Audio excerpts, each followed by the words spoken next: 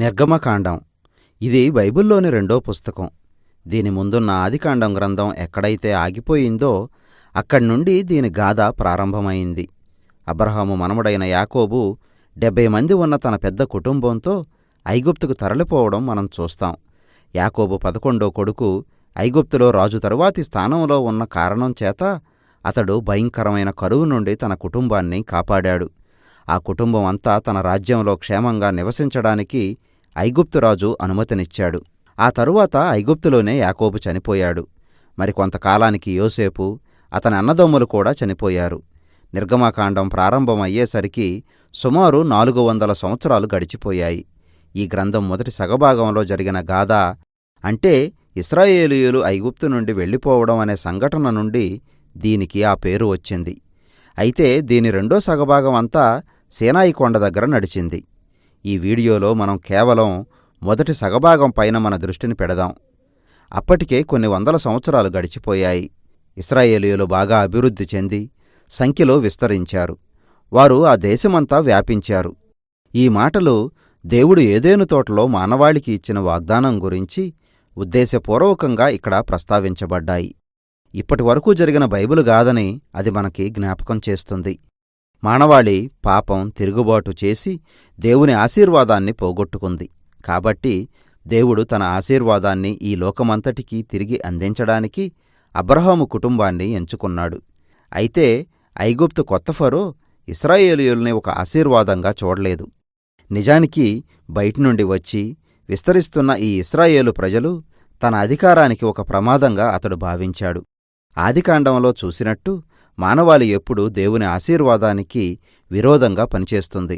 కాబట్టి దేవుని ఆశీర్వాదానికి మూలమైన ఇశ్రాయేలు ప్రజల్ని నాశనం చెయ్యాలని అతడు నిర్ణయించుకున్నాడు. అతడు వారందరినీ క్రూరమైన వెట్టిచాకిరి చేయించాడు.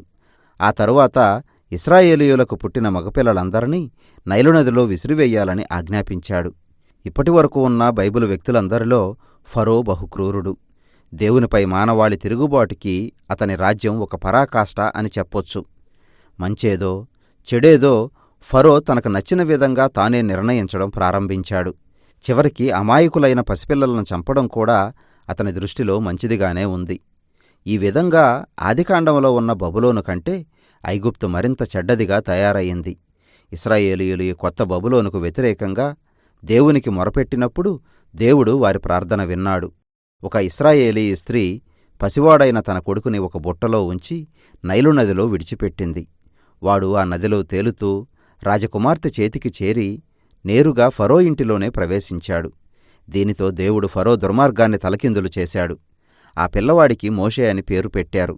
అతడు పెరిగి పెద్దవాడై ఫరో దుష్టత్వాన్ని ఎదిరించడానికి దేవుడు వాడుకునే ఒక నాయకుడయ్యాడు.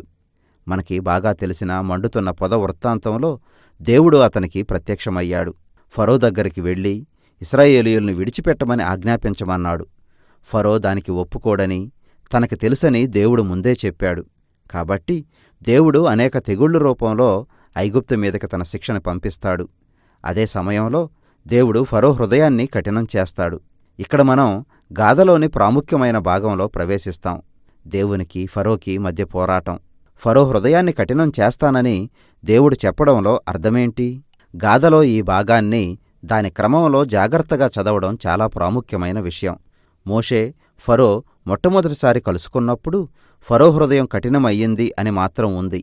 కాని దాని విషయంలో దేవుడు ఏమైనా చేసినట్టు కనిపించదు.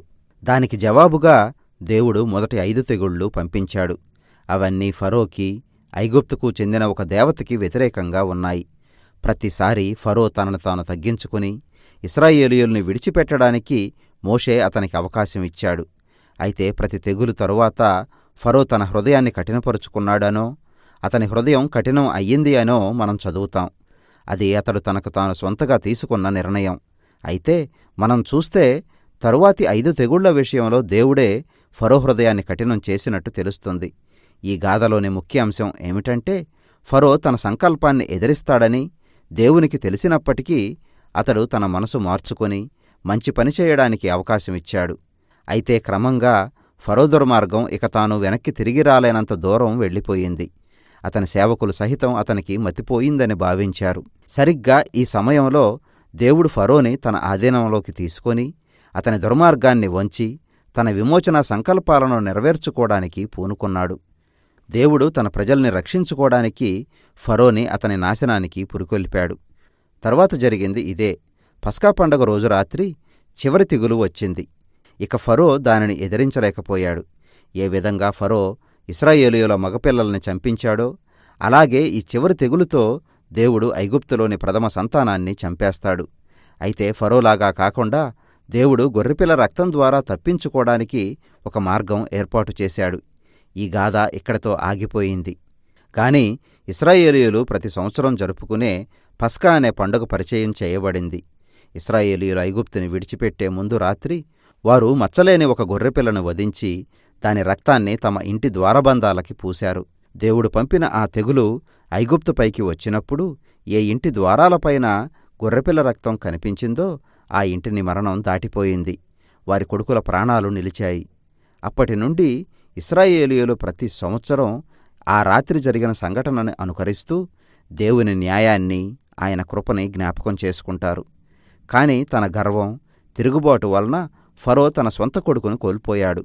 చివరికి అతడు తప్పనిసరిగా ఇశ్రాయేలీయుల్ని స్వేచ్ఛగా వెళ్లనీయాల్సి వచ్చింది. కాబట్టి బానిసలైన ఇశ్రాయేలీయులు ఐగుప్తును విడిచిపెట్టి బయలుదేరారు. వారు ఎప్పుడైతే ఐగుప్తును విడిచి వెళ్లారో ఫరో తన మనసు మార్చుకున్నాడు. అతడు తన సైన్యాన్ని పోగుచేసి ఇశ్రాయేలీయుల్ని తరిమాడు.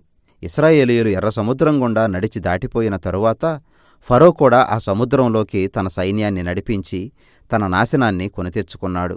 బైబిల్లో మొట్టమొదటి స్తుతిగీతంతో నిర్గమాకాండం గాథ ముగుస్తుంది. దానిని సముద్రగీతం అని పిలుస్తారు. దాని చివరి లైను యెహోవా రాజులాగా పాలిస్తాడు అని ప్రకటిస్తున్నది. ఆ గీతం అంతా దేవుని రాజ్యం గురించిన వివరాలతో నిండి ఉంది.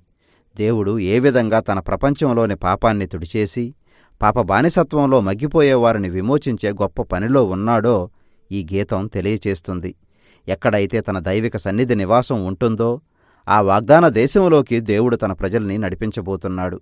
ఇది దేవుడే తన ప్రజలపై రాజుగా వచ్చే పరిస్థితిని వర్ణిస్తుంది.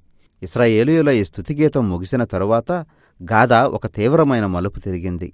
వారు ఆ అరణ్యం గుండా సాగుతూ ఉండగా సీనాయి కొండ దగ్గరకు వచ్చినప్పుడు వారికి ఆకలి, దాహం వేసి తమను విమోచించి తెచ్చిన దానికి బదులుగా మోషేని, దేవుణ్ణి విమర్శించడం మొదలెట్టారు. ఐగుప్తులో వారు గడిపిన రోజులు మళ్లీ వస్తే బాగుండును అనుకున్నారు. విచిత్రం గదూ! అప్పుడు ఆ అరణ్యంలో దేవుడు తన కృపచేత వారికి ఆహారం, నీరు సమకూర్చాడు. అయితే ఈ గాథలన్నీ చూస్తే ఒక విధంగా మనపైన ఒక చీకటి తెర కప్పుతుంది. ఇశ్రాయేలీయుల హృదయాలు కూడా ఫరో హృదయంలాగా కఠినం కదా అని మనం ఆశ్చర్యపోతాం. మనం కనిపెట్టి ముందుకు సాగిపోదాం. ఇప్పటికి మాత్రం నిర్గమాకాండం మొదటి సగభాగం పూర్తయింది.